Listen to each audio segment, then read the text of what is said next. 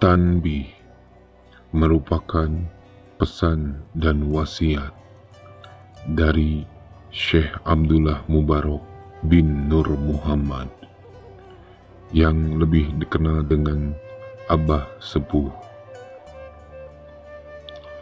Beliau adalah seorang ulama, pejuang, dan pendiri Pondok Pesantren Suryalaya.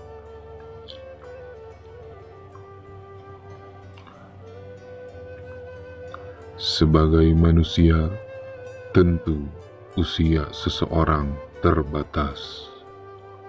Begitupun dengan Abah Sepuh yang wafat di usianya yang ke-120 pada 25 Januari 1956. Tetapi sebagai ulama, Abah Sepuh sudah menyusun wasiat dan pedoman yang ditinggalkan untuk murid-muridnya, laki-laki dan perempuan, baik muda maupun tua.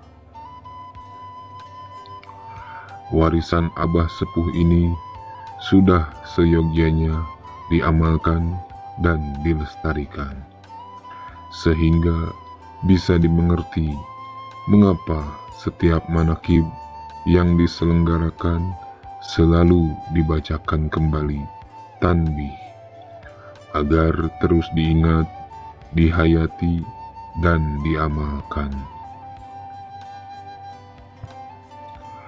Tanbih juga mengingatkan kita bahwa para ulama sebagai pewaris Nabi selalu meninggalkan sesuatu yang bermanfaat bagi generasi setelahnya. Karena seperti yang kita tahu bahwa para ulama memang mewarisi ilmu dari para nabi dalam melanjutkan perjuangan dan dakwahnya. Tanbih sendiri berasal dari kata nabbaha yunabbihu, yang berarti memberitahukan, mengingatkan, memberi peringatan, menarik perhatian, membangkitkan, menggairahkan, dan membangunkan.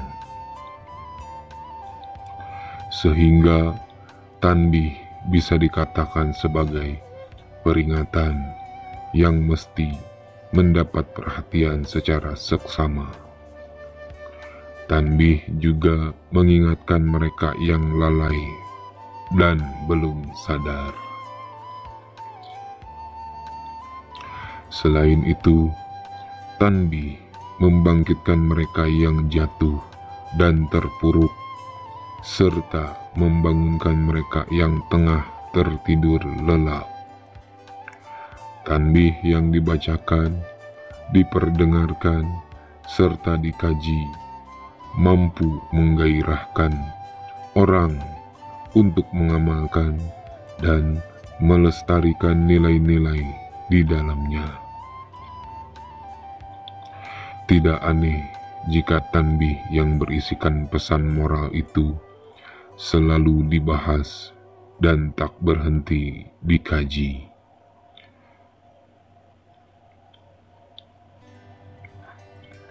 Satu hal yang menarik ialah saat tanbih dibacakan, tak satu pun memuat kata dakwah di dalamnya.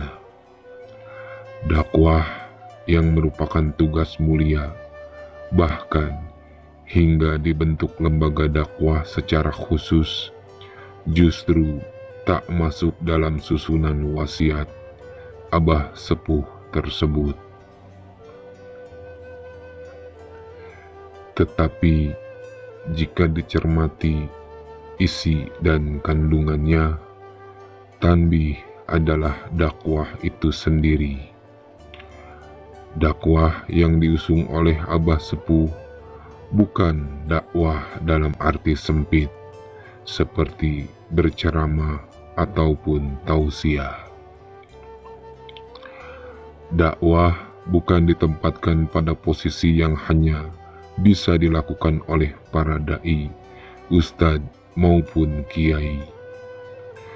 Justru Abah Sepuh meletakkan dakwah itu bisa dilakukan oleh siapapun. Salah satunya dengan ungkapkan, lebih baik buktikan kebajikan yang timbul dari kesucian. Dakwah dalam tanbih juga tak ditempatkan mengawang selalu ke langit, tetapi mempertimbangkan realitas dan memperteguh relasi agama dan negara. Dakwah yang disasar oleh tanbih juga tidak eksklusif hanya mengarah dalam persaudaraan sesama muslim, tapi justru mengukuhkan persaudaraan kemanusiaan. Dakwah dalam tanbih tak hanya melihat manusia sebagai subjek dan objek dakwah secara materialistik, tetapi melihatnya secara utuh. Dakwah yang diajarkan oleh Abah Sepuh tidak menekankan pada perkataan dan nasihat, tetapi keteladanan yang justru menjadi kunci dakwah itu sendiri. Tanbih mengajak kita untuk membangun, memperbaiki, dan menjaga keharmonisan dalam hubungan dengan Sang Kholik dan makhluknya. Mulai dari keharmonisan dengan diri sendiri, sesama manusia, sesama pemeluk agama, hingga alam semesta.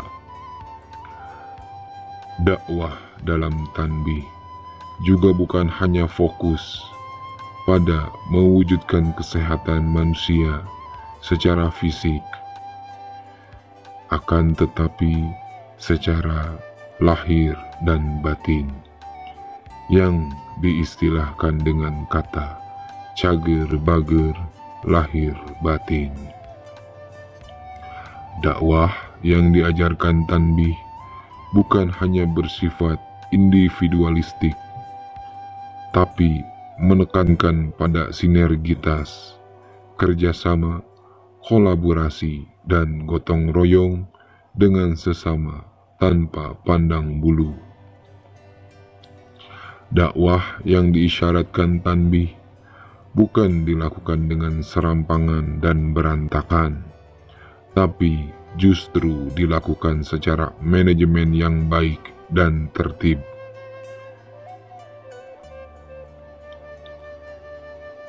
Sangat banyak mengenai dakwah yang bisa dipetik dalam tanbih.